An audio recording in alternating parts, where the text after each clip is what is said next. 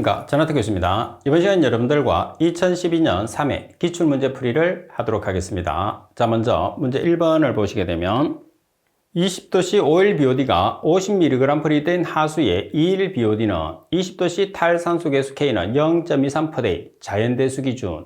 자, 자연대수 기준이라는 것은 미수를 뭐를 사용하라는 거죠? 1을 사용하라는 거죠.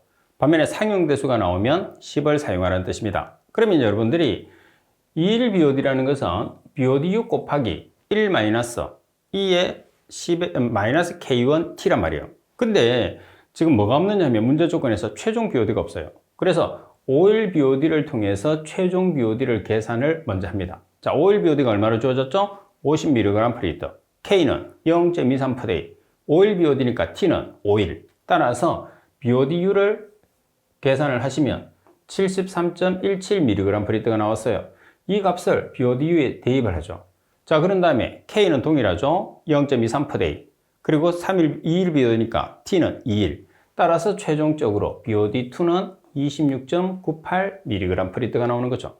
그래서 1번 BOD5 공식을 이용해서 BODU를 계산한 다음에 BOD2를 계산했을 때 BODU 자리에 대입을 해서 최종적으로 계산하고, 그리고 자연대수를 기준하기 때문에 미수를 1을 사용한다는 것을 주의를 해야 됩니다. 자, 그리고 문제 2번. 미생물에 관한 설명으로 옳지 않은 것은 가번에 진핵세포는 핵막이 있으나 원핵세포는 없다. 나번에 세포 소기관 리보솜은 원핵세포에 존재하지 않는다. 세포 성분인 리보솜은 원핵세포에 존재를 하죠. 리보솜은 존재합니다. 대신에 원핵세포는 세포 소기관이 없어요. 세포 소기관은 대표적인 게 미토콘드리아입니다. 답안의 조류는 진핵미생물로 엽록체라는 세포 소기관이 있다. 답안의 진핵세포는 유사분열을 한다. 따라서 설명이 잘못된 것은 답안이 되고요.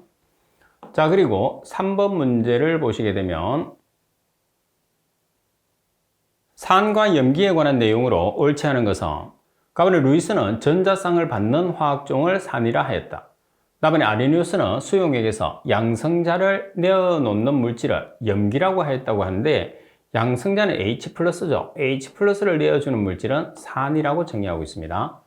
답안에 염기는 그 수용액이 미끈미끈하다. 답안에 염기는 붉은 리트머스 종이를 푸르게 한다.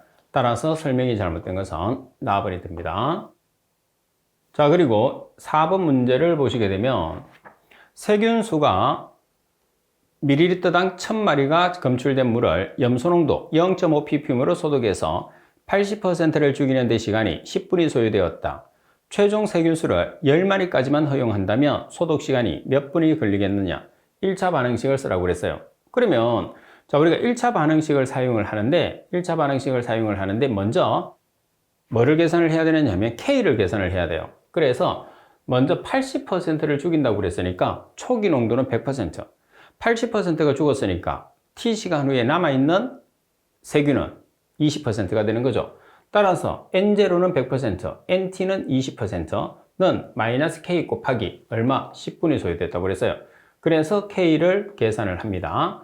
따라서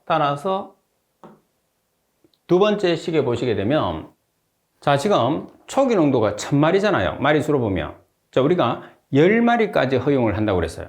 자, K가 없어. 그래서 1번에서 구한 K를 2번 식에 대입한 다음에 뭐를 계산하느냐면 시간 T에 대한 값으로 정리해서 시간을 계산하면 28.62분이 이제 소요되는 거죠. 우리가 최종 10마리까지 허용을 했을 때의 시간. 그래서 항상 여러분들이 1차 반응식을 이용했을 때는 첫 번째 식에서 K를 계산해서 두 번째 식에 대입을 한 다음에 시간을 계산을 해주는 문제가 일반적인 경우죠. 그래서 문제의 유형을 잘 기억하는 게 중요합니다.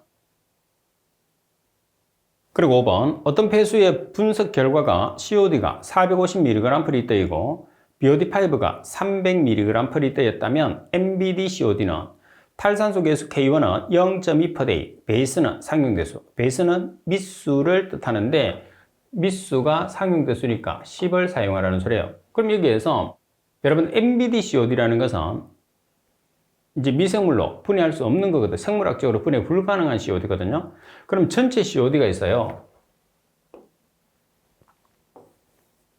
자, 이렇게 COD가 있을 때, 자, 왼쪽을 BD-COD, 오른쪽을 MBDCOD라고 해요. 그래서 COD는 BDCOD 플러스 MBDCOD가 되는 거죠. 그럼 우리가 구하는 MBDCOD는 COD에서 BDCOD를 빼주면 돼요.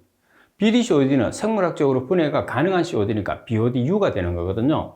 따라서 우리가 최종적으로 계산하는 MBDCOD는 COD-BDCOD예요. COD는 여기서 주어져 있어요. 그러면 BODU를 계산하는 거죠. BODU를 계산하기 위해서 뭐를 이용하느냐? BOD5. BOD5는 BOD6 곱하기 1-10의 -K1T. 미수를 10을 쓰는 것은 상용대수 기준. 그죠? 그래서 BODU를 계산할 수 있는 거죠. 그럼 BOD5가 300mg/L. 그리고 K, K1이 0.2/day. 오일 BOD니까 T가 5일. 따라서 BODU를 계산하면 333.33mg/L거든요. 이 값이 뭐냐 하면 BDCOD가 되는 거예요. 그래서 COD는 450mg/L. 최종적으로 생물학적으로 분해가 불가능한 MBDCOD는 116.67mg/L라는 값이 되는 거죠. 자, 그리고 문제 6번에 보시게 되면 동점성 계수의 단위로 적절한 것은, 자, 우리가 동점성 계수라는 것은 점성 계수 g/cm 나누기 밀도 g/cm의 3승이에요. 자, 그러면 단위가 뭐가 되는 거죠? 제곱cm/sec. 따라서 동점성 계수는 제곱cm/sec가 정답입니다. 반면에 납은 g/cmsec는 포이즈라고도 하는데 점성 계수의 단위죠. 자, 그리고 문제 7번을 보겠습니다. pH가 2.8인 용액 중에 H 플러스는 몇 몰/리터냐? pH가 주어졌을 때 H 플러스는 10의 마이너스 pH 몰/리터니까 2.8이에요. 그럼 10의 마이너스 2.8 몰/리터. 계산기를 사용하면 1.58 곱하기 10의 마이너스 3승이 나옵니다.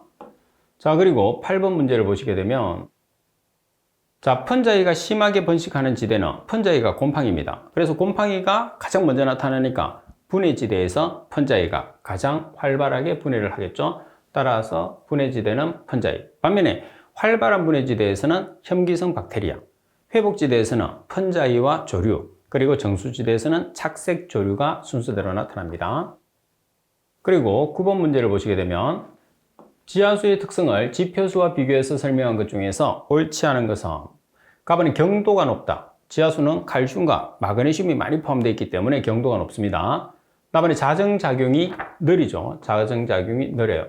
탁도가 낮다. 탁도가 낮다는 소리는 깨끗하다는 소리입니다. 라번에 수온 변동이 적다. 그의 수온이 4도C로 거의 일정하죠. 따라서 설명이 틀린 것은 나번이 정답입니다. 자, 그리고 10번 문제를 볼게요. 25도씨 이기압의 압력에 있는 메탄가스 20kg 부피는 이산기체 상수 R은 0.082 리터 ATM 몰 K. 중요한 문제입니다. 자, 지금 이산기체 상수가 주어졌으니까 이산기체 상태 방정식을 써요. 그럼 PV는 nRT 또는 PV는 n분의 WRT예요. 여기서 n이란 몰수가 W 나누기 M. W는 질량, M은 분자량이거든요. 자, 그럼 먼저 대입하겠습니다. P가 압력이에요. 지금 문제 조건에서 압력이 2기압, 2atm. 자, V를 우리가 계산하죠. W는 질량입니다. 지금 20kg이 주어졌으니까 20kg을 g으로 고치기 위해서 10의 3승을 곱해요. 그럼 20 곱하기 10의 3승 g이 되겠죠. 그리고 M, 분자량, 메탄이 CH4입니다. CH4의 분자량은 16, 그래서 16g. R, 기체상수 0.082 리터 ATM 몰 K. 그리고 T, 절대온도. 절대온도는 273 플러스 도시온도. 그래서 273 플러스 25K. 따라서 V에 대한 식으로 정리를 해요. V에 대한 식으로 정리를 해서 계산을 하시면 V가 얼마가 되죠? 1.53 곱하기 10의 4승 리터라는 값이 나오게 되겠죠. 만약에 리터를 미터의 3승, V를 미터의 3승으로 계산하라 그러면 리터에서 다시 10의 마이너스 3승을 하면 미터의 3승으로 계산이 되죠. 자, 그리고 11번 문제를 보겠습니다. 6만 미터의 삼성포대의 상수를 살균시키기 위해서 30kg/대의 염소가 주입되고 있는데 살균 접촉 후에 잔류염소가 0.2mg/L이다. 자, 염소의 요구량을 계산하시오 그랬어요. 자, 보시면 염소의 주입량은 요구량 플러스 잔류량이 돼요. 그럼 염소의 요구량을 이제 우리가 요구량을 계산하잖아요. 지금 여기 보면 따라서 염소의 요구량은 주입량에서 잔류량을 빼주면 되거든요. 그러면 염소의 잔류량은 얼마냐? 0.2mg/L로 나와 있어. 그럼 주입량은 총량으로 나와 있거든요. 300kg/day라고. 그럼 총량에서 유량을 나눠주시면 돼요. 자, 우리가 총량을 계산했을 때 농도 곱하기 유량을 했잖아요. 그러니까 반대로 농도를 계산했을 때는 총량 나누기 유량을 하는 거야. 그래서 여러분들이 총량 30kg/day 나누기 유량 6만 미터의 삼성/day. 그럼 남는 단위가 뭐가 됐죠? kg/m의 삼성이에요. 그럼 kg/m의 삼성을 mg/L로 전환하기 위해서는 얼마를 곱하면 되죠? 10의 삼성을 곱하면 되죠. 그죠?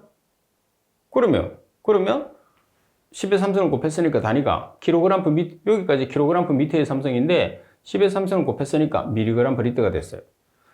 마이너스 잔류염소 0.2mg/L. 따라서 정답은 0.3mg/L라는 값이 나오게 되는 거죠. 간단한 단위 환산에서 문제를 맞출 수 있는 문제죠. 자, 그리고 12번 문제를 보시게 되면 다음에 콜로이드에 관한 설명 중에서 옳지 않은 것은 값은 콜로이드 입자들은 대단히 작아서 질량에 비해서 표면적이 아주 크다. 다음에 콜로이드 입자의 질량은 아주 작아서 중력의 영향 중요하지 않다. 중력을 받으려고 하면 입자가 크고 무거워야 되죠. 다음에 콜로이드 입자들은 모두 전하를 띠고 있다. 주로 이제 마이너스 전하를 띠고 있는데 플러스를 띠는 것도 있습니다. 다음에 콜로이드를 제거하기 위해서는 콜로이드의 안정성을 증가시켜야 된다고 그랬는데 안정성을 감소시키는 게 좋겠죠. 그래서 제타 전위를 제로로 해서 응집제를 주입해서 콜로이드 물질을 제거하게 됩니다. 라번이 정답. 자, 그리고 13번. 해수의 온도와 염분의 농도에 의한 밀도차에 의해서 형성되는 것은 자, 밀도차에 의해서 형성되는 것은 뭐가 있나요? 심해류가 있죠, 심해류. 자, 조류는 태양과 달의 영향, 쓰나미는 지진과 화산, 그리고 상승류는 바람과 해양과 육지의 상호작용. 따라서 밀도차는 심해류. 답은이 정답. 자, 그리고 14번 문제를 보겠습니다. 하천의 유기물 분해 상태를 조사하기 위해서 20도씨에서 비오드를 측정했을 때 K1이 0.13/day, 실제 하천 온도가 18도씨일 때 정확한 탈산소 계수 K1은 자, 온도의 보정 계수는 1.047 상용대수 기준이라고 그랬어요. 그러면 우리가 보정 계수를 보면 지금 문제 조건에서 20도씨를 18도씨로 바꿔요. 그럼 18도씨의 K1으로 우리가 만들려고 하면 20도씨의 K1 곱하기 보정계수가 1.047이거든요. 성을 넣었을 때 우리가 18도로 만드니까 18-20 이렇게 하시면 되거든요. 그러면 20도씨에서 K가 얼마를 주었어요? 0.13. 이 값을 지금 18도씨로 바꾸는 거거든요. 그때 이제 보정계수를 쓰는 거예요. 따라서 보정계수 1.047에 18-20성 따라서 0.119/day라는 값이 나오게 되겠죠. 그래서 간단하게 온도를 우리가 보정하는, 그러니까 탈산소 보정계수식이다 이렇게 보시면 되겠죠. 자, 그리고 15번 문제를 보겠습니다. 15번에 보시게 되면 다음과 같은 용액을 만들었을 때 몰 농도가 가장 큰 것은 자, 몰 농도를 계산을 해보는 거죠. 자, 몰 농도는 질량 나누기 부피 곱하기 1몰 나누기 분자량이니까 자, 먼저 NaOH 150g 나누기 3.5L 곱하기 NaOH의 1몰은 40g이죠. 그래서 1몰 나누기 40g 하니까 1.07몰. 그리고 H2SO4 황산입니다. 5.2g 나누기 30ml 리터로 고쳐요. 그럼 0.03L가 되겠죠. 1몰 나누기 황산 1몰은 분자량이 98이니까 1몰은 98g이 되겠죠. 따라서 1.77몰. NaCl 0.2kg, kg을 g으로 고치세요. 그럼 10의 삼성을 곱하면 200g이 되나요? 자, 200g 나누기 5L 곱하기 1몰 나누기 NaCl의 분자량은 58.5. 따라서 58.5g으로 나눠주면 1.068몰. 자, HCl 5.5g 나누기 100ml는 0.1L죠. 곱하기 1몰 나누기 HCl의 분자량은 36.5g. 따라서 1.5몰이에요. 여기서 가장 큰 것을 찾으시오 그랬어요. 그러면 가장 큰 값이 1.77이 되니까 나번이 정답이 되겠죠. 그래서 이 문제는 여러분들이 하나씩 몰 농도를 정확하게 계산을 해야지 답을 찾아낼 수가 있는 문제가 되겠죠. 자, 그리고 16번. 다음 중에서 적조 발생의 환경적인 요인과 가장 거리가 먼 것은 적조입니다. 가번. 바다의 수온 구조가 안정화되어 있어서 물의 수직적 성층이 이루어질 때 안정. 그리고 플랑크톤의 번식이 충분한 광량과 영양염류 공급, 햇볕과 영양염류가 공급이 되고 있습니다. 답은 태풍 등으로 급격하게 수역이 정체가 파괴되었을 때, 그래서 정체 수역에서만 일어나는 거죠. 그래서 이동이 적은 정체 수역이 중요합니다. 답은 해저에서 빈산소 수계가 형성되어서 포자의 발화, 촉진이 일어나고 퇴적층으로부터 부영양화의 원인 물질이 용출될 때 주로 이제 질소하고 인이 되는 거죠. 따라서 나번이 틀렸습니다. 정체가 돼야 됩니다. 나번이 틀린 게 아니고 답번이 틀렸어요. 자, 그리고 17번 문제를 보시게 되면 수질오염 물질과 그로 인한 공해병과의 관계를 잘못 짝지어진 것은 가번의 수원은 미나마타병, 나번의 크롬은 이따이따이병. 크롬은 뭐죠? 이따이따이병은 카드뮴이죠. 여러분들 알고 있는. F는 반상치, PCB는 카네미 유점. 그래서 여러분들이 수원에 관계되는 공해병은 미나마타병, 헌트루셀 증후군, 카드뮴 이따이따이병, PCB는 카네미 유점. 이 정도만 기억해도 답을 쉽게 맞출 수 있습니다. 꼭 기억해놔야 돼. 자, 그리고 18번 문제를 보시면 박테리아 18g의 이론적인 COD를 계산하시오. 자, 질소는 암모니아로 분해해야 된다고 그랬어요. 그러면 박테리아가 산소하고 만나면 CO2, H2O, NH3, 질소는 암모니아가 NH3니까 그럼 탄소 뒤에 있는 숫자가 CO2 앞에 옵니다. H 뒤에 있는 숫자가 H 앞에 와야 되는데 여기 먼저 3개를 주면 여기 4개. 그럼 2분의 4는 2, 산소 계산합니다. 2개짜리가 5개, 1개짜리가 2개, 12개예요. 그럼 12개를 먼저 얘 2개를 줘. 그럼 여기 10개가 오죠? 5토는 2이니까 2분의 10은 5. 여기에서 박테리아의 분자량이 113. 그럼 113g일 때 산소 5 곱하기 32g은 박테리아 18g일 때 X. 따라서 대각선으로 곱해서 X가 있는 항으로 계산해 주시면 필요한 산소량은 25.49g이라는 값이 산출이 되는 거죠. 자, 그리고 19번 문제를 보시게 되면 칼슘의 농도가 40mg/L, 마그네슘의 농도가 36mg/L가 포함된 물의 총 경도는 얼마인가 그랬어요. 자, 총 경도 나누기 50은 칼슘의 농도 나누기 20 플러스 마그네슘의 농도 나누기 12. 50이라는 것은 총 경도의 기준 물질인 탄산칼슘 1당량에 해당하는 그람수, 20g은 칼슘 1당량, 12g은 마그네슘 1당량이죠. 따라서 문제 조건에서 칼슘의 농도가 주어졌어요. 칼슘 자리에. 마그네슘의 농도는 마그네슘 농도 자리에 대입을 해. 그러면 각각을 이렇게 계산을 해요. 그런 다음에 얼마를 곱해? 50을 곱하면 총 경도 값은 250mg/L라는 값이 산출이 되겠죠. 자, 그리고 20번 문제를 보시게 되면 500ml 물에 125mg의 염이 녹아 있을 때 이 수용액의 농도를 퍼센트로 나타낸 값은, 자, 수용액의 농도는 용매분의 용질 곱하기 100이거든요. 그럼 지금 용매가 500ml예요. 그죠? 용질은 125mg이 되는 거죠. 그런데 물의 비중이 얼마죠? 물의 비중은 1.0이에요. 그럼 500ml는 뭐가 되는 거죠? 500g이 되는 거예요. 그럼 500g을 mg으로 고치면 500 곱하기 10의 3성 mg이 되는 거죠. 그래서 지금 50만 mg은 500ml가 500g인데 mg으로 환산하기 위해서 10의 3성을 곱하니까 50만 mg이 된 거죠. 그래서 결론적으로 물의 비중이 1.0일 때 50ml는 50만 mg 분의 용질 125mg 곱하기 100을 하니까 0.025%라는 수용액의 퍼센트 농도가 나온 거죠. 자, 그리고 21번 문제를 보겠습니다. 어느 폐수의 SS 농도가 260mg/L이고 유량이 1000m의 삼성/d이다.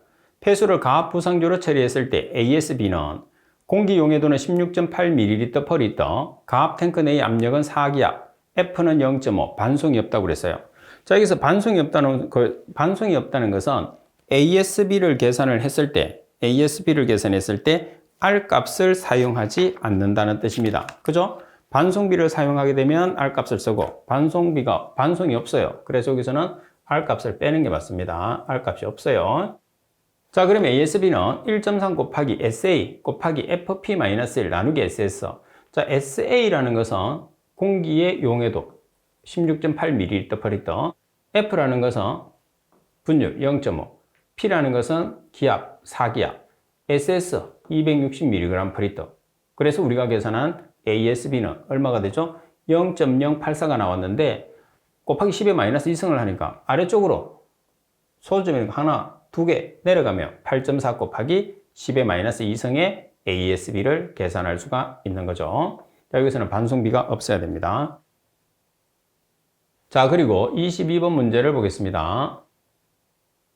다음 합착에 대한 설명 중에서 잘못된 것은 답은 합착은 보통 물리적 합착과 화학적 합착으로 분류한다. 맞습니다. 다음에 화학적 합착은 주로 반대로 발서 힘에 기인하며 비가역적이라고 그랬어요. 물리적인 합착이 반대로 발서 힘이죠. 그죠? 그리고 물리적인 합착은 가역적, 화학적인 합착은 비가역적. 다음은 합착제는 단위 질량당 표면적이 큰 활성탄, 제올라이트 등이 사용된다. 다음은 활성탄은 코코넛 껍질, 석탄 등을 탄화시킨 후에 뜨거운 공기나 전기로 활성화시켜서 제조한다. 따라서 설명이 잘못된 것은 나번이 정답입니다. 자, 그리고 23번 문제를 보겠습니다. 유입수의 유량이 360L/인일, BOD5의 농도가 200mg/L인 폐수를 처리하기 위해서 완전 혼합형 활성 슬러지 처리장을 설계하려고 한다. 발루 플랜트를 이용해서 처리 능력을 시험한 결과 1차 침전지에서 유입수 BOD5의 25%가 제거되며 최종 유출수의 BOD5 10mg/L, MLSS가 3000mg/L, MLVSS가 MLSS의 75%이며 반응 속도 상수 K가 0.93 L/g mLVSS/hour. 1차 반응일 경우에 반응 시간은 2차 침전지는 고려하지 않는다고 그랬어요. 그러면 완전 혼합형 반응조에서 우리가 1차 반응식이죠. 그럼 완전 혼합 반응조에서 1차 반응식인데 여기서 미생물이 나와 있기 때문에 MLSS, 이제 MLVSS죠. 이 값을 사용을 해요. 그래서 이 공식은 여러분들은 자주 사용하지 않는 공식이니까 한 번씩 잘 봐놓으세요. 여기서 T를 계산하기 위해서 Q와 V의 상관관계, T는 V 나누기 Q니까 Q를 오른쪽 V에서 나눠줘요.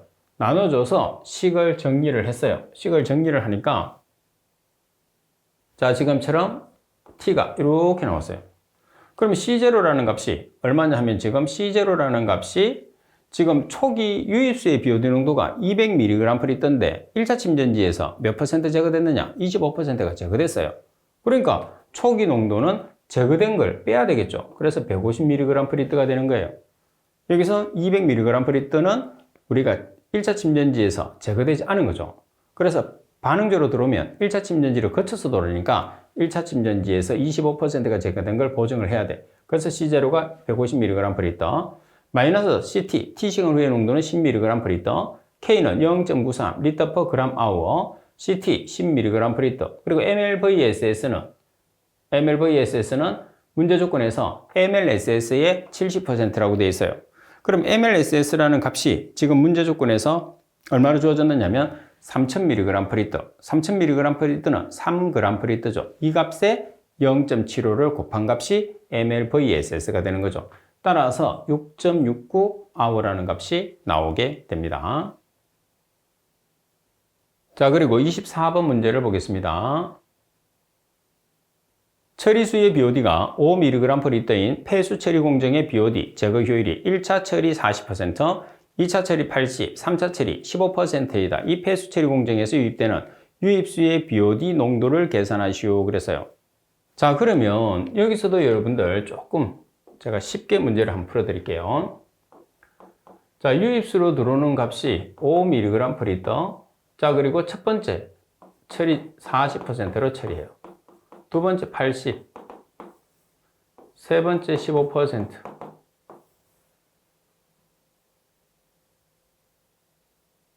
자, 그리고 지금 배출되는 게 5mg/L죠.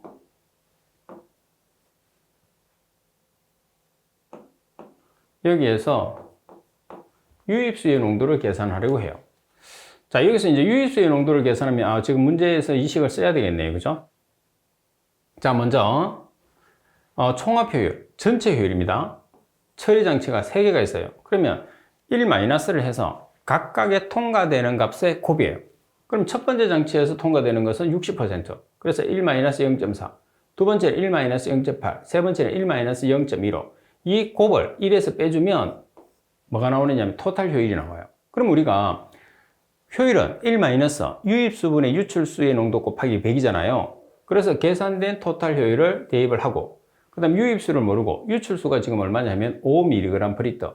그래서 유입수에 대한 식으로 정리를 해서 계산하시면 49.02mg/L라는 값이 나오겠죠. 그래서 이 문제는 토탈 효율을 계산을 해서 토탈 효율은 1- 입구 농도분의 출구 농도 곱하기 100이라는 식에서 입구의 농도를 계산하는 문제다. 이렇게 보시면 되겠죠. 자, 그리고 25번. 다음 중에서 응집침전에 사용되는 황산알루미늄 응집제에 대한 설명으로 틀린 것은 황산알루미늄은 철륨과 반드시 비교를 해야 됩니다.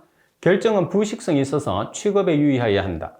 나번에 독성이 없어 대량 첨가가 가능하다. 나번에 여러 폐수에 적용된다. 나번에 생성된 블록이 가볍다. 지금 황산알루미늄이잖아요. 우리가 부식성을 가지고 있는 것은 뭐냐면 철륨입니다. 철륨. 그래서 황산 제1철, 염화 제2철처럼 철륨. 반면에 황산알루미늄은 부식성이 없습니다. 가번이 정답. 그래서 취급이 용이하죠.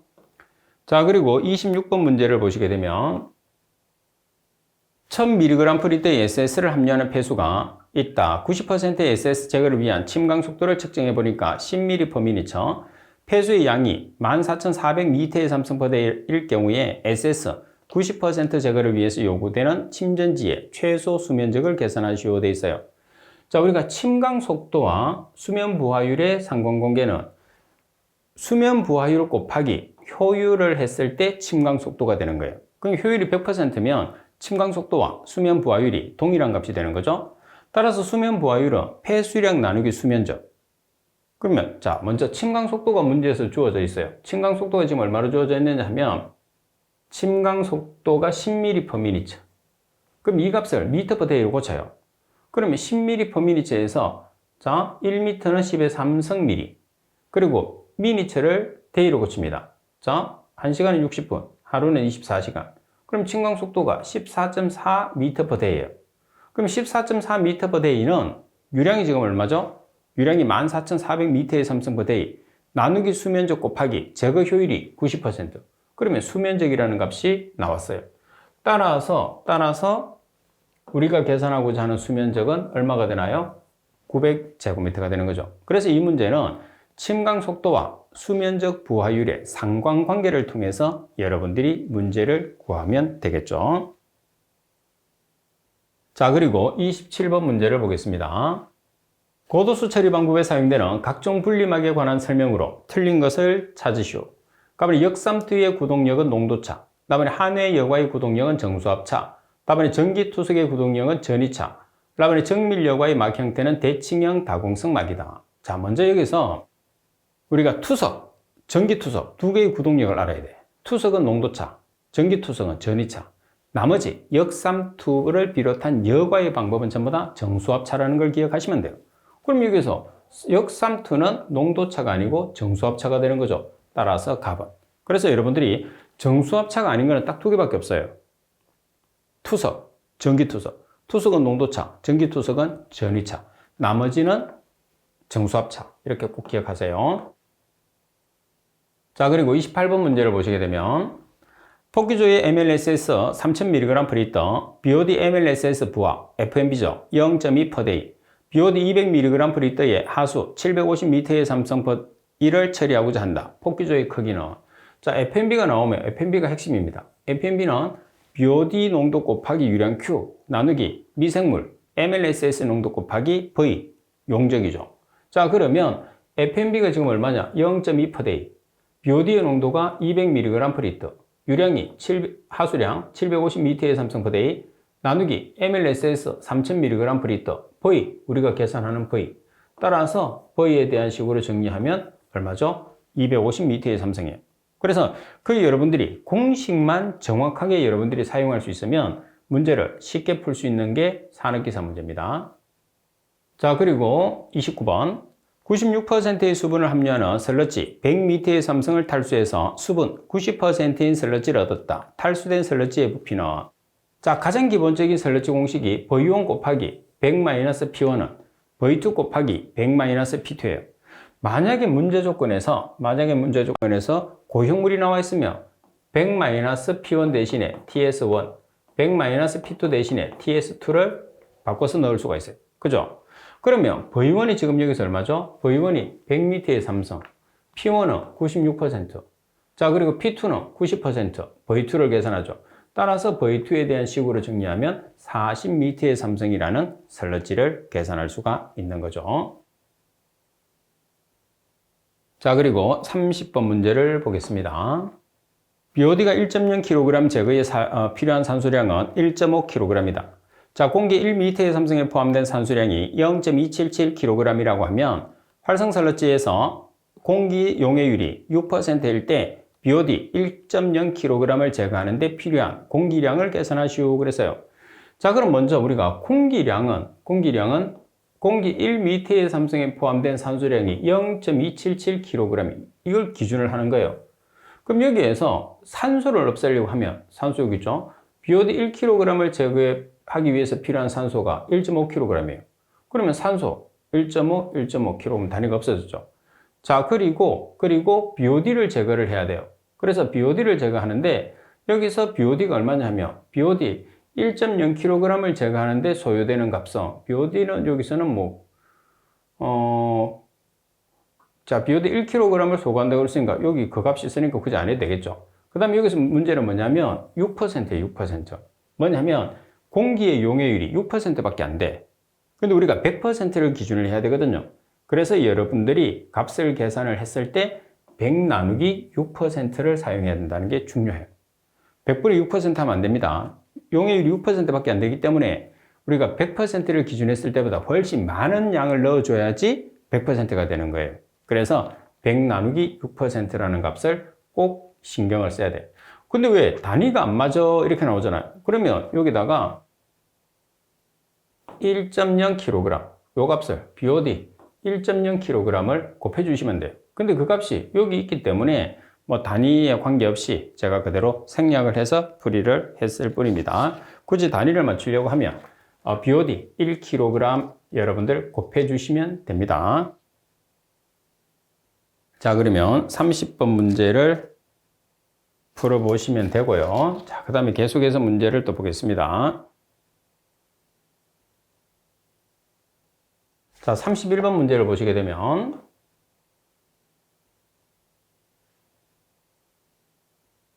하수 처리를 위한 1차 침전지의 설계 기준 중에서 잘못된 것은 자, 갑은 유효 수심은 2.5에서 4m를 표준으로 한다.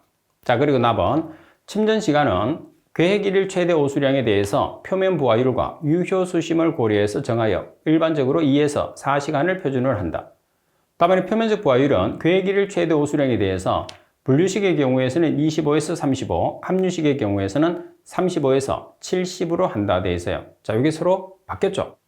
자, 분류식은 35에서 70, 함유식은 25에서 35입니다. 분류식이라는 것은 오수와 하수를 따로 처리하는 것. 함유식은 오수와 우수를 따로 처리하는 게 분류식, 같이 처리하는 게 함유식입니다. 여기서는 서로 바뀌었어요. 침전지 수면의 여유고는 40에서 60cm 정도로 한다. 따라서 두 개의 값을 서로 바꾸시면 됩니다. 자, 그리고 32번 문제를 보겠습니다. 하수 처리지의 소독 방법이 자외선 소독의 장단점으로 틀린 것은 자, 답은 요구되는 공간이 적고 안정성이 높다. 답안에 소독이 성공적으로 되었는지 적시 측정할 수 없다. 답안에 잔류 독성이 없다. 잔류 효과가 있는 것은 뭐죠? 염소죠. 답안에 대장균 살균을 위한 낮은 농도에서도 여러 가지 등을 비활성화시키는데 효과적이라고 하는데 지금 여기서 비활성화를 시키는데 염소보다 효과적이다. 자, 여기서는 이제 염소보다 효과적이 되려 그러면 살균을 하잖아요. 그럼 낮은 농도에서 살균을 하면 안 되고 높은 농도에서 살균을 했을 때 이런 물질들을 비활성화시키는데, 다시 말해서 소독을 해서 처리하는데 효과적이다. 이렇게 봐야 되겠죠. 그래서 낮은이 아니고 높은. 4번이 정답. 조금 말장난을 섞어놨네요. 자, 그 다음에 33번 문제를 보시게 되면 어떤 폐수를 중성으로 조절하는데 0.1% NaOH가 20ml가 소요되었다. 자, 이 경우에 NaOH 대신 1% CaOH2를 사용하면 중성 조절에 소요되는 1% 수산화칼슘의 양은, 자, 먼저 노르말 농도를 구하는 식이 있는데 NaOH의 노르말 농도를 계산해 보겠습니다. 퍼센트를 ppm으로 전환했을 때 10의 4승을 곱하면 되겠죠. 자, 먼저 0.1% NaOH 0.1 곱하기 10의 4승 하면 ppm이에요. ppm의 단위가 mg per L죠. 자, mg을 g으로 환산하기 위해서 10의 3승을 보정했어요. 그리고 NaOH 1몰은 분자량인데 NaOH의 분자량은 40g. 따라서 1당량에 해당하는 40g. 그럼 0.025 노르말이 되는 거죠. 수산화칼슘도 마찬가지. 수산화칼슘의 농도가 1%예요. 그럼 1 곱하기 10의 4승 ppm. ppm의 단위는 mg per L. mg을 g으로 환산하기 위해서 10의 3승을 보정했죠. 자, 그리고 수산화칼슘의 분자량은 74g이에요. 근데 칼슘이 2가잖아요. 그리고 OH가 2개죠. 그래서 2당량짜리. 그래서 2로 나눠줘서 노르말 농도를 계산했어요. 그러면 0.025 노르말 NaOH 20ml를 소유하는데 지금 수산화칼슘 0.27 노르말짜리 부피가 얼마냐? 지금 이 값에 부피를 계산하니까. 그죠? 따라서 V2를 계산하면 1.85ml죠. 그래서 우리가 이 문제 조건에서는 노르말 농도만 계산할 수 있으면 NV는 N-V-식을 사용해서 쉽게 구할 수 있는데 노르말 농도가 없기 때문에 퍼센트를 이용을 해서 노르말 농도를 먼저 계산을 하는 게 이 문제의 가장 핵심적인 요소다. 이렇게 보시면 되겠죠. 자, 그리고 34번 문제를 보시게 되면 4단계 바덴포 공정 중에서 호기조의 역할에 관한 설명으로 가장 적절한 것은, 자, 5단계 바덴포는 현기성조 1개, 무산소조 2개, 그리고 호기성조 2개가 있는 거죠. 총 5개로 구성되어 있어요. 그럼 호기성조의 역할이라는 것은 뭐가 되는 거죠? 질산화, 그리고 인의 과잉 섭취가 되는 거죠. 정답은 나번.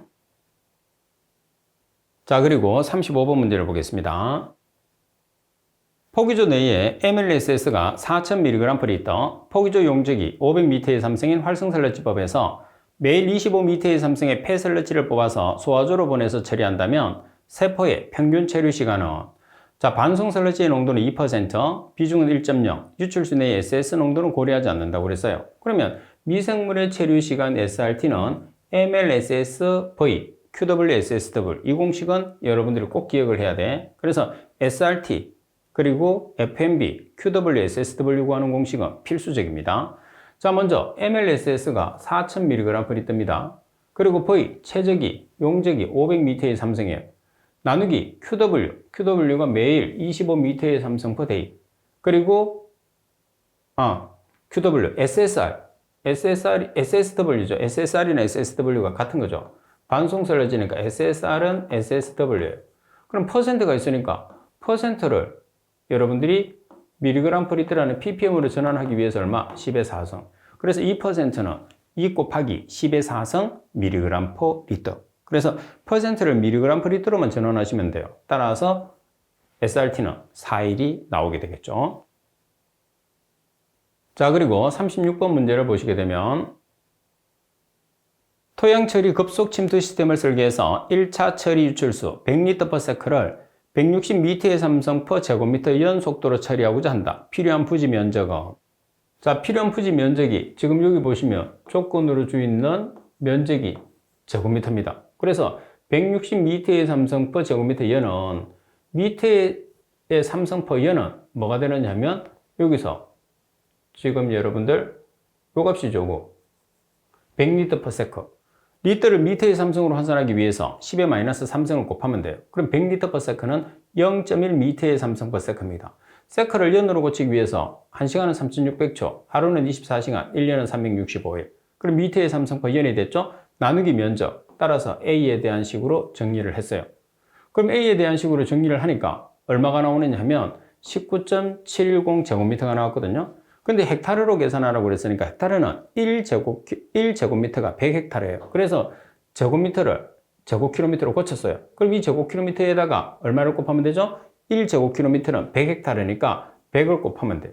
따라서 최종적으로 우리가 계산할 수 있는 값은 1.97 헥타르가 되는 거죠. 그래서 면적을 제곱미터로 계산을 하고 1제곱킬로미터가 100헥타르이기 때문에 계산된 제곱미터를 제곱킬로미터로 계산한 다음에 1제곱킬로미터는 100헥타르를 곱해서 최종적으로 면적을 헥타르로 계산하는 그런 문제가 되겠죠.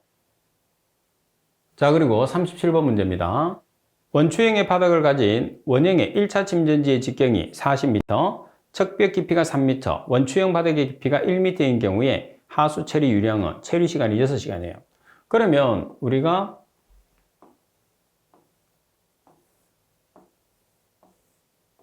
자, 여기에서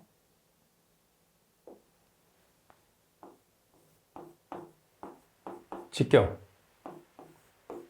척벽의 깊이 H1, 척벽의 깊이 H2, 그죠? 그래서 자, H1에 여기에 해당하는 최적, 면적은 4분의 파이 D의 제곱이잖아요. 4분의 파이 D의 제곱 곱하기 H1, 여기에 해당하는 최적이에요. 자, 그 다음에 여기에 해당하는 최적은 똑같이 4분의 파이 D의 제곱 곱하기 H2. 근데 이게 한 개죠. 그러니까 하나, 둘, 세 개 중에 한 개니까 3분의 1. 조심해야 됩니다. 자, 그래서 직경은 40m, D 자리에 40m, H1 자리에 3m, H2 자리에 1m. 따라서 계산을 하시면 최적 부위가 얼마가 됐느냐? 4188.8m의 삼성이에요. 자, 그래도 우리가 계산하는 건 유량을 계산하려고 그러죠. 그럼 최적을 계산했어. 최적이 뭐를 나눠주면? 시간을 나눠주면 유량이 돼요. 따라서 시간을 데이로 고쳐. 하루는 24시간이니까 최적 나누기 6시간 나누기 24를 하면 데이. 전체적인 단위가 미터의 삼성 per day라는 값이 나오겠죠.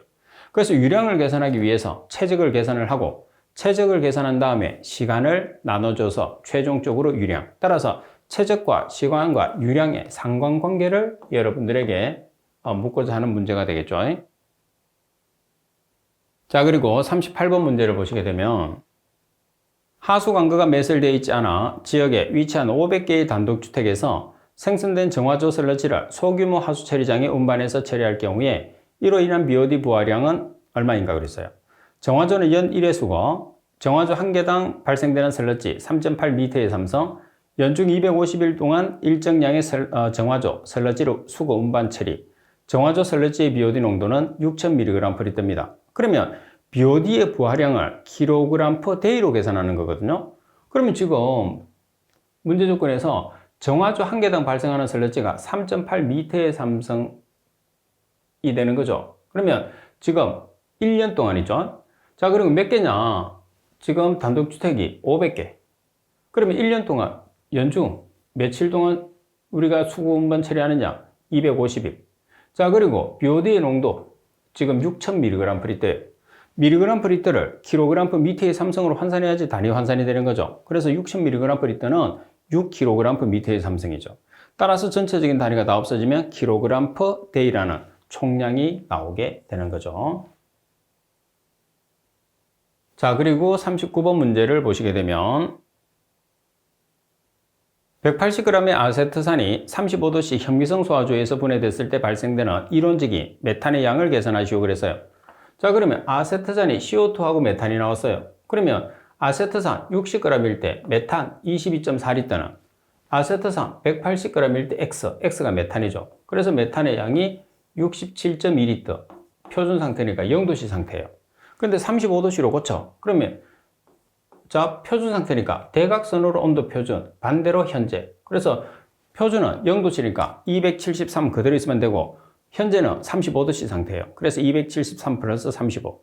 절대 온도로 고치니까 273을 더해주는 거예요. 따라서 35도씨 상태의 최적은 75.81리터, 0도씨 상태의 최적은 67.2리터. 그래서 여러분들이 계산한 값을 이제 표준 상태에 계산하면 0도씨가 되는데 그 값을 35도씨로 전환하는 문제가 39번이죠. 그래서 아세트산을 현미성 분해를 시키니까 CO2와 CH4 한 개씩 발생시킨 다음에 메탄의 값을 계산을 해서 그 발생된 메탄의 표준 상태를 35도씨 상태까지 전환하는 문제가 39번 문제입니다. 자, 그리고 40번.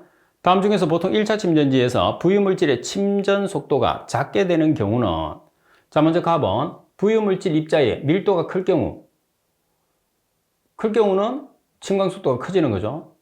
그리고 부유물질 입자 입경이 클 경우, 처리수의 밀도가 작을 경우, 처리수의 점성도가 클 경우, 처리수의 점성도가 클 때 침전이 잘 안 되죠. 나머지는 다 커야지 증가하는 거죠. 그래서 침전 속도와 점성도가 반비례 관계가 있는 거예요. 따라서 바르게 된 설명은 랍은 하나밖에 없네요. 나머지는 반대입니다. 자, 그리고 41번. 시험에 적용되는 온도 표시에 관한 내용으로서 옳지 않은 것은 답안의 실온은 1에서 35도씨, 답안의 찬곳은 4도씨 이하, 답안의 온수는 60에서 70도씨, 답안의 상온은 15에서 25도씨, 찬곳은 0에서 15도씨니까 답안이 틀렸어요. 자, 그리고 42번. 사각외의 수도가 80cm, 절단폭이 2.5m이면 유량계수는 1.6이라고 그랬어요. 그러면 사각외에서 유량 구하는 공식 Q는 KBH의 2분의 3성. K는 유량계수, B는 폭, H는 수도예요. 그러면 K가 지금 얼마죠? 1.6. 그리고 B 2.5m, H 80cm니까 0.8m.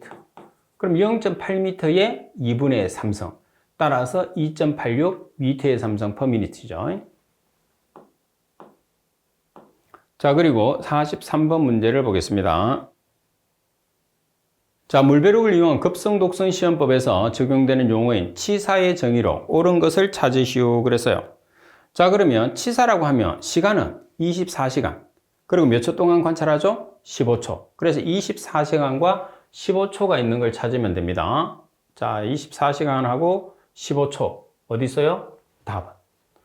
자, 24시간 15초. 자, 내용에 보면 일정 희석 비율로 준비된 시료에 물배록을 투입해서 24시간 경과 후에 시험 용기를 손으로 살짝 두드려주고 15초 후에 관찰했을 때 독성 물질에 의해서 영향을 받아 움직임이 명백하게 없는 상태를 치사라고 판정한다. 그래서 여러분들 치사와 유형제에는 시간은 24시간 경과, 관찰은 15초 후에 관찰 꼭 기억해 놓으세요. 답은이 정답.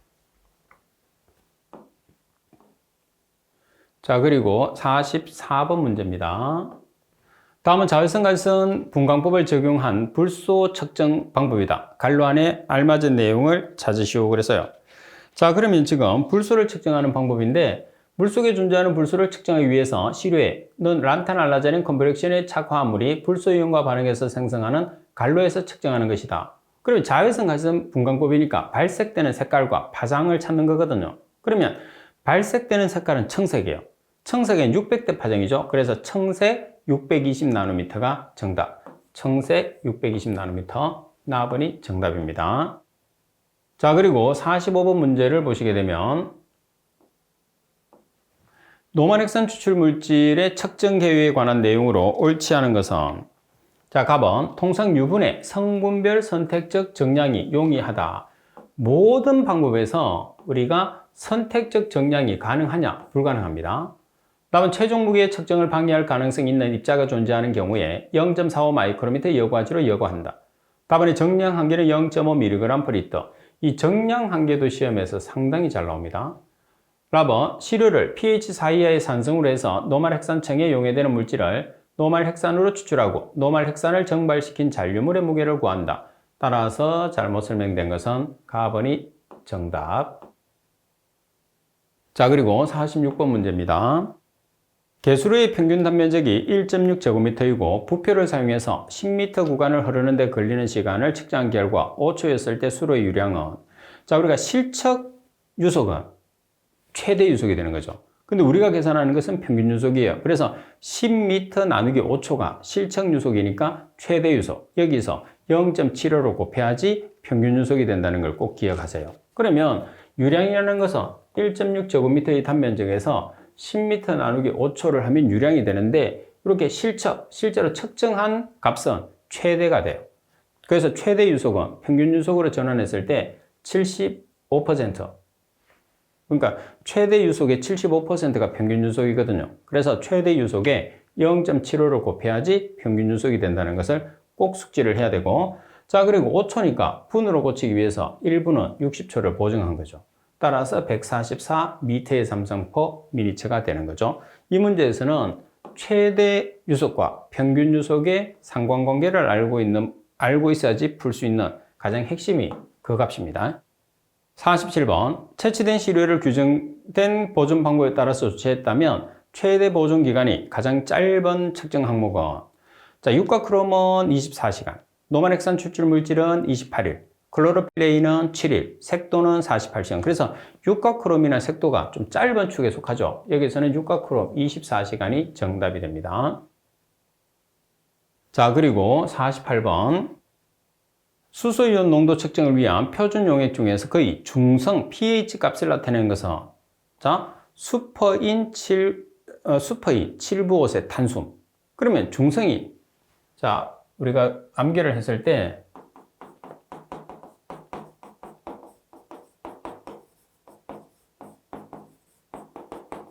이렇게 기억을 했잖아요. 그러면 이렇게 갈수록 pH가 커져요. 이렇게 갈수록 pH가 작아요. 그러면 수산염, 포탈산염, 인산염, 붕산염, 탄산염, 수산화칼슘용액 이렇게 되잖아요. 그러면 pH 7이 지금 pH 7이 중성이잖아요. 그럼 pH 7은 만물의 근원은 인간. 그래서 pH 7은 인산염. 따라서 정답은 가번. 자, 그리고 49번 문제를 보겠습니다. 납에 적용 가능한 시험 방법을 옳지 않은 것은 납은 중금속입니다. 따라서 유독결합 플라즈마 원자 발광 분광법, 그리고 양극법김 전압 전류법, 유독결합 플라즈마 질량 분석법, 자외선 가스 분광법, 원자 흡수 분광광도법 여러 가지가 있어요. 근데 원자 현광법은 적용하지 않죠. 원자 현광법은 수온이라는 물질에 적용하고 있습니다. 나번이 정답. 자, 그리고 50번. 시료 채취 시 유의사항으로 옳지 않은 것은 자, 시료 채취 유의사항 상당히 중요한 문제입니다. 가번이 휘발성 유기화합물의 분석용 시료를 채취할 때에는 뚜껑에 경막을 만지지 않도록 주의해야 한다. 다음에 환원성 물질의 분석용 시료의 채취병을 뒤집어 공기방울이 확인되면 다시 채취해야 한다. 다음에 첨부층 지하수의 시료 채취 시에 고속양수 펌프를 이용해서 신속히 시료를 채취해서 시료의 영향을 최소화한다. 고속양수 펌프를 쓰게 되면 교란이 일어나죠. 그래서 시료의 교란이 일어나면 성분이 바뀌기 때문에 교란이 일어나지 않게 고속을 안 쓰고 뭐를 써야 되죠? 저속양수 펌프. 다음에 시료 채취 시에 시료 채취 시간, 보존제 사용 여부, 매질 등의 분석 결과에 영향을 미칠 수 있는 사항을 기재해서 분석자가 참고할 수 있도록 한다. 따라서 설명이 잘못된 것은 답은이 정답. 자, 그리고 51번 문제입니다. 측정 항목에 따른 시료의 보존 방법이 다른 것으로 짝지어진 것은 자, 지금 여기서는 대부분이 보면 4도씨 보관이죠. 그래서 여러분들 보시게 되면 부유물질 색도 4도씨 보관, 그리고 생물화학적 산소 요구량과 전기 전도도 4도씨 보관, 다음에 아질산성 질소 어미온 계면활성제도 4도씨 보관. 그렇지만은 유기인은 어떻게 하죠? 4도씨 보관인데 염산을 주입해서 pH를 맞추죠. 어떻게? 5에서 9. 자, 그리고 인산염이는 적시 여과 후에 4도씨 보관해요. 그러니까 지금 여기서 각각의 지금 두 개씩 나열이 되어 있는데 서로 다른 시료 보존 방법을 가지고 있는 것은 뭐가 되는 거죠? 라번의 유기인과 인산염인이 되는 거죠. 그래서 정답입니다. 자, 그리고 52번 문제를 보시게 되면 자, 물속의 냄새 측정 시에 잔류염소 냄새는 측정에서 제외한다. 잔류염소를 제거하기 위해서 첨가하는 시약은 자, 우리가 냄새를 측정했을 때는 잔류염소에서 나는 냄새는 우리가 제외를 시키는데 잔류염소는 뭐를 이용해서 제거하죠? 티오항산 나트륨을 이용해서 제거하죠. 따라서 가번이 정답이 됩니다. 자, 그리고 53번 문제를 보겠습니다.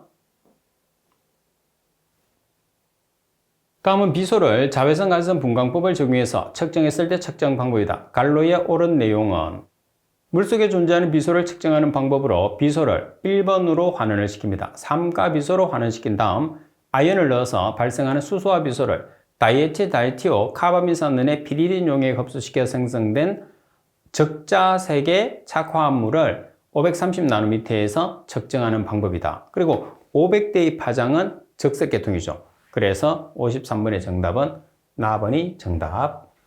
자외선 가스선 분광법에서는 발색되는 색깔과 파장이 가장 중요합니다. 시험상에서. 자, 그리고 54번에 보시면 항량으로 될 때까지 건조한다고 하는 용어의 정의로 옳은 것은 자, 1시간 더 건조를 해요. 1시간 더 건조했을 때 매 g당 0.3mg 이하를 항량이 될 때까지 건조한다. 나번이 정답이고요. 자, 그 다음 55번 문제를 보시게 되면 다음은 부유물질을 측정하는 분석 절차에 관한 내용이다. 갈로에 오른 내용은 유리섬유 여과질을 여과장치에 부착시켜 미리 정제수 20ml 식으로 A. 자, 여기서 들어가는 A라는 것은 3회가 되겠죠. 3회 흡입여과하여 씻은 다음 시계 접시 또는 알루미늄 호일 접시 위에 놓고 105에서 110도씨의 건조기 안에서 B시간 동안 건조를 시켜요. 그 B시간이 몇 시간이냐면 2시간. 자, 2시간 건조시켜서 황산 데시게이트에 넣어 방치하고 냉각한 다음에 항량으로 해서 무게를 정밀히 달고 여과장치에 부착한다. 따라서 갈로 안에 들어갈 말은 3회 2시간이 되겠죠. 자, 그리고 56번 문제를 보시게 되면 육가크롬의 측정 방법과 가장 거리가 먼 것을 찾으시오 그랬어요. 자, 육가크롬이라는 것은 지금 어떤 물질이죠? 중금속 물질입니다. 그래서 측정하는 방법은 중금속의 가장 대표적인 원자합수 분광광도법. 앞에 불꽃이 붙어도 관계없어요. 이제 우리가 연소를 시킨다는 그런 뜻이겠죠. 불꽃 원자합수 분광광도법 맞습니다. 자, 그리고 자외선 간섭 분광법이 있고 유독이라 플라즈마 원자 발광 분광법 세 가지가 있어요. 자, 여기서 자외선이 아니고 여기서 양극 벗김 전압 전류법은 해당 사항이 없어요. 그래서 나번이 정답. 자, 그리고 57번 문제를 보겠습니다. 식물성 플랑크톤을 측정하기 위한 시료 채취 시에 정성 채집에 이용하는 것은, 자, 정성 채집은 성분이죠. 성분, 정성이니까 플랑크톤 네트를 이용을 합니다. 따라서 답은이 정답. 그리고 58번 문제입니다. 시안 분석을 위해서 채취한 시료 보존 방법에 관한 내용 중에서 옳지 않은 것은, 자, 답은 시안 분석용 시료에 잔류염소가 공존할 경우에 시료 1리터당 아스코르빈산 1g을 첨가한다. 다음에 시안 분석용 시료에 산화제가 공존할 경우에서는 시안을 파괴할 수 있으므로 채수 즉시 황산 알루미늄 철을 시료 1리터당 0.6g을 첨가한다고 그랬어요. 여기서 황산 암모늄 철을 우리가 첨가하는 게 아니고 이산화 비소산 나트륨을 첨가합니다. 답은 NaOH로 pH 10 이상으로 해서 4도씨에서 보관한다. 답은 최대 보존 기간은 14일 정도이다. 말씀드린 것처럼 황산 암모늄 철이 아니고 이산화 비소산 나트륨을 첨가를 해야 되겠죠. 따라서 나번이 정답. 자, 그리고 59번 문제입니다. 시험에 적용되는 용어의 정의로 옳지 않은 것은, 갑은 기밀 용기는 취급 또는 저장하는 동안에 밖으로부터 공기 또는 다른 가스가 침입하지 아니하도록 내용물을 보호하는 용기. 그래서 공기의 기, 기밀 용기의 기를 연관시켜서 기억하자고 그랬죠. 반면에 밀봉 용기는 미생물의 미, 밀봉 용기의 미. 그리고 가장 많이 나오는 것은 밀폐 용기. 밀폐 용기는 이물질. 그리고 납은 정확히 단다라고 하면 규정된 양의 시료를 취해서 화학저울 또는 미량저울로 측량한다. 그래서 정밀히는 화학저울과 미량저울, 저울이 나와야 돼요. 정확히 단다 하면 0.1mg 숫자가 나와야 됩니다. 그리고 정확히 취한다는 것은, 취하는 것은 액체죠, 액체. 액체를 취할 때는 부피 피펫으로 눈끝까지 취합니다. 그리고 랍은, 감압은 따로 규정이 없는 한 15ml H2O 이하. H2O가 아니고 뭐죠? HG죠. 따라서 랍은이 정답. 자, 그리고 60번 문제를 보겠습니다. 자, 60번 문제를 보시게 되면 자외선 간섭 분광법으로 페놀류를 측정할 때 간섭 물질인 시료 내의 오일과 타르 성분의 제거 방법으로 옳은 것을 찾으시오 그랬어요. 자, 하나 찾으면 되겠죠. 자, 수산화나트륨을 사용합니다. 수산화나트륨을 사용해서 시료의 pH를 12에서 12.5로 조절한 후에 클로로폼 용액으로 플로로폼으로 용매 추출해서 제거하는 방법. 그래서 시료 내에 오일과 타르 성분이 있으면 수산화나트륨을 사용해서 pH를 12에서 12.5로 조절해서 클로로폼으로 추출을 해서 제거를 하는 방법. 나번이 정답이 됩니다.